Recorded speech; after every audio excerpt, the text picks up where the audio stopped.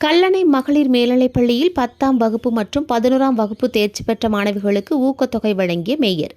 திருநெல்வேலி மாநகராட்சி மேயர் ராமகிருஷ்ணன் மாநகராட்சி கல்லணை மகளிர் மேல்நிலைப் பள்ளியில் 2024-25ஆம் கல்வியாண்டில் 10 மற்றும் 11ஆம் வகுப்பில் பள்ளி அளவில் முதல் 3 மதிப்பெண்கள் பெற்று பள்ளிக்கு பெருமை சேர்த்த சாதனை படைத்த 10ஆம் வகுப்பு மாணவிகள் சந்திரமதி 500க்கு 493, கனி இப்ராஹிமா 500க்கு 491, காளீஸ்வரி அபிராமி 500க்கு 491, சிவதர்ஷினி 500க்கு 490, ஜில்ஃபானூர் 500க்கு 490, 11ஆம் வகுப்பில் ஜெயஸ்ரீ 600க்கு 582, செல்வபைரவி 600க்கு 574, அபர்ணா 600க்கு 569 ஆகியோர்களுக்கு பொன்னாடை அணிவித்து ஊக்கத்தொகை வழங்கி பாராட்டினார்.